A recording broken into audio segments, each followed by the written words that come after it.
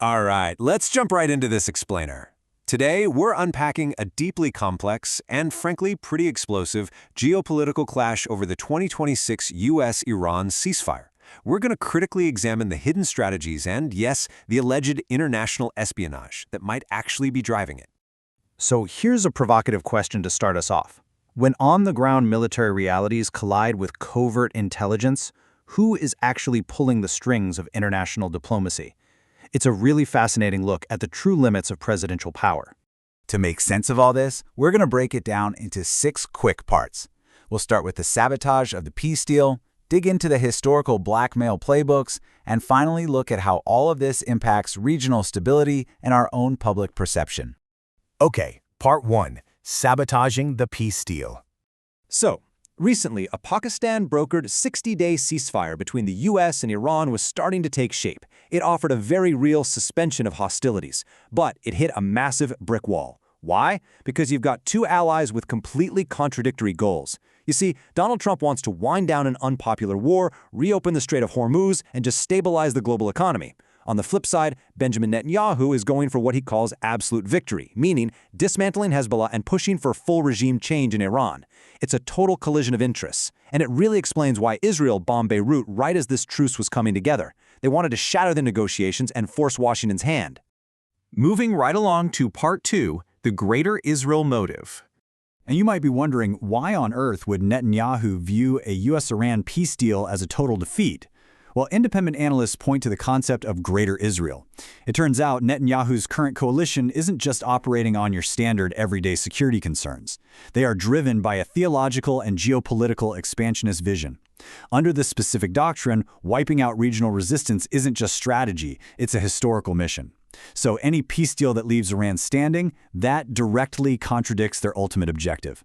And observers have noted that his obsession with absolute victory reflects a rigid doctrine that absolutely rejects compromise. Plus, we can't ignore the personal angle here. For Netanyahu, his own political survival is intimately tied to endless war. Think about it. If the fighting stops, the investigations start, and he has to answer for the massive domestic intelligence failures of recent years. For him, escalation literally is the strategy. Which brings us to Part 3, the Clinton blackmail playbook.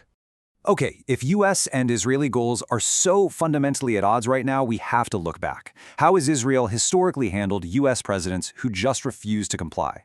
Let's rewind to 1995, when Monica Lewinsky started her White House internship. By early 1998, multiple reports and historical books claim that the Mossad actually intercepted about 30 hours of President Clinton's most intimate phone calls. Fast forward a bit to the October 1998 Y-River Summit.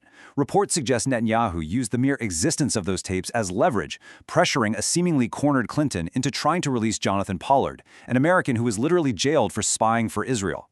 Now, the CIA did ultimately step in and stop that release, but the geopolitical leverage, that was incredibly real. Political commentators like Tucker Carlson have summarized this dynamic pretty bluntly, claiming the Israeli government has a storied history of blackmailing U.S. presidents.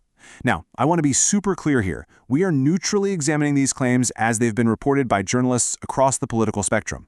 But we have to talk about them because this alleged historical precedent casts a huge shadow over the diplomacy happening today. And that takes us directly into Part 4, compromising Trump.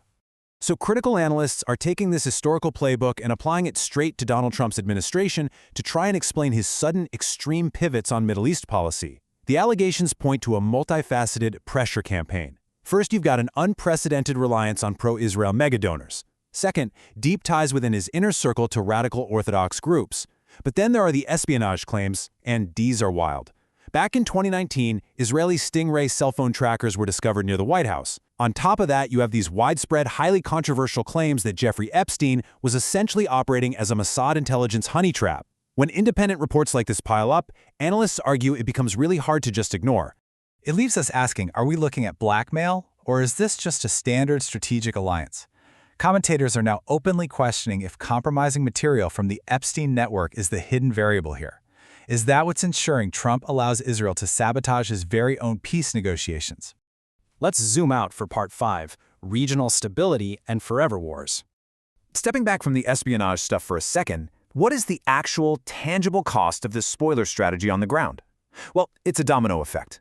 For Iran, constant sabotage pushes them even closer towards seeking a permanent nuclear deterrent. For Hezbollah, it guarantees sustained, brutal conflict in southern Lebanon.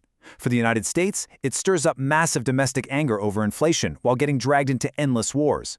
And for global markets, you're looking at the constant looming threat of catastrophic energy disruption. To put that global threat into perspective, just think about the number 20. Roughly 20% of the world's daily oil supply passes right through the Strait of Hormuz. By sabotaging the peace deal, Israel's actions keep that vital choke point under constant threat. Why does this matter to you and me? Because it gives Iran massive economic leverage over global gas prices. It directly impacts Washington's domestic politics, and for sure, it hits your own wallet at the pump. Finally, Part 6. Geopolitics and Public Perception. As critical analysts, we really have to look at how these explosive allegations skew democratic policymaking. The impact on our institutions is profound. When a spoiler strategy is allegedly backed by foreign espionage, it normalizes claims of interference. It drastically erodes public trust. People stop believing that their nation's foreign policy is actually independent. It amplifies this intense domestic frustration over the idea of captured governments. And ultimately, it creates an incredibly toxic environment where achieving peace becomes politically impossible. So, I want to leave you with this final, provocative thought to chew on. When foreign intelligence successfully leverages personal secrets, who is really writing the nation's foreign policy? It's a question that completely shifts how you view global events. Thanks for joining me on this explainer today, and keep questioning what's going on beneath the surface.